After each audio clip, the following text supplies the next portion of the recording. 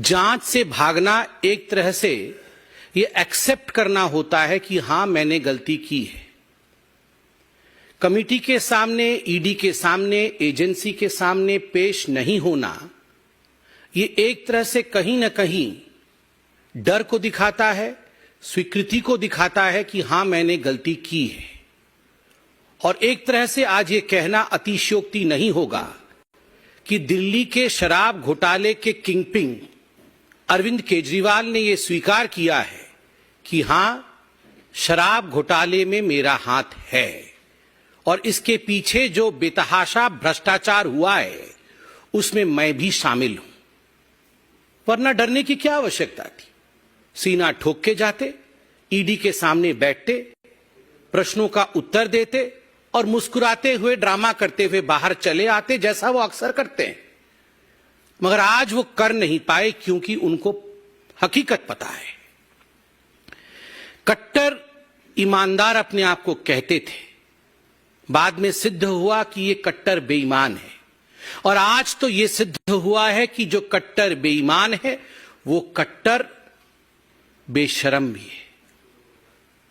This is shamelessness, running away from the agencies who are probing the truth is shamelessness. आप सभी जानते हैं कि ईडी समन कोई रैंडमली नहीं भेजती है कि आपके घर समन भेज दिया, उनके घर समन भेज दिया। किसी भी संबंध में ईडी अगर समन भेजती है तो वो तथ्यों के आधार पर, एविडेंस के आधार पर, उसके आधार पर ईडी समन भेजती है। और हमें पक्का विश्वास है कि ईडी ने या कोई भी जांच एजेंसी जिसने अरविंद केजरीवाल को समन भेजा है, आधारों के बलबूते पर ही समन भेजा गया होगा। बहरहाल हम ये विश्वास रखते हैं, मीडिया में भी हमने देखा है कि ईडी भी शायद जवाब देगी। मगर यह विषय गंभीर है, जनता के प्रांगण में है। This is a public issue and that's the reason as to why Bharatiya Janata party, the world's largest political party, should also reply to this. Arvind Kejriwal और आम आदमी पार्टी को किसी पर भरोसा नहीं है, किसी पर विश्वास नहीं है। सीबीआई पर नहीं है, ईडी पर नहीं है, अपने लोगों पर नहीं है, पॉलिटिकल सिस्टम पर नहीं है, इलेक्शन कमीशन पर नहीं है। चलो किसी पर विश्वास नहीं है, कोर्ट पर तो है। चलो लोअर कोर्ट पर नहीं है, सुप्रीम कोर्ट पर तो विश्वास है। अभी 3 दिन पहले मनीष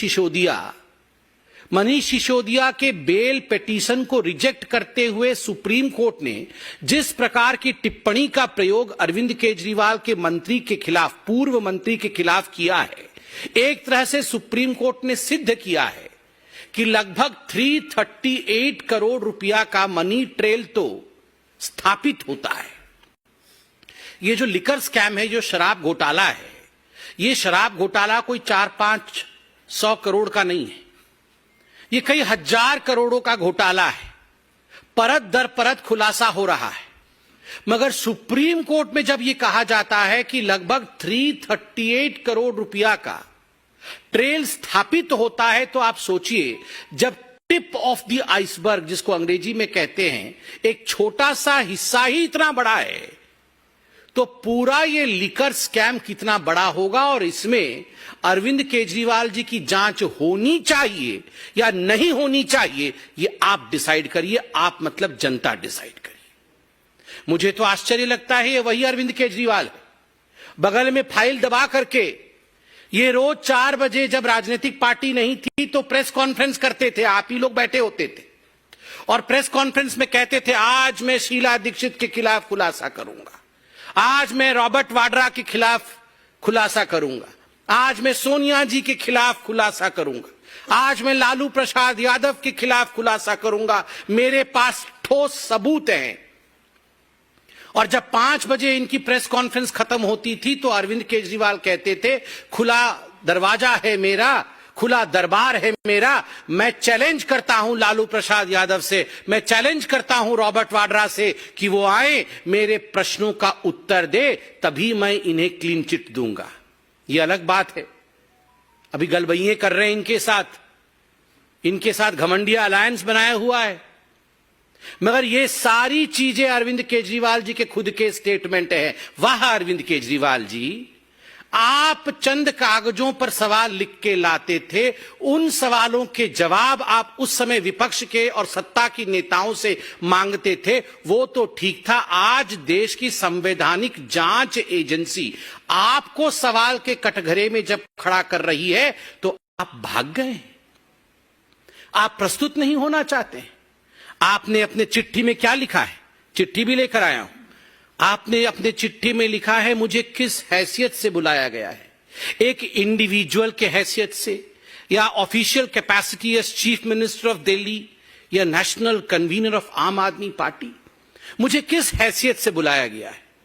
अरे अरविंद केजरीवाल जी, ये जितने गागर बंद है ना अभी जेल के अंदर, चाहे वो मनीष सिसोदिया जी हो, चाहे वो संजय सिंह जी हो, चाहे वो सत्येंद्र जैन जी हो, ये सारे गागरों के सागर आप हैं। तो करप्शन के सागर के हैसियत से बुलाया गया है।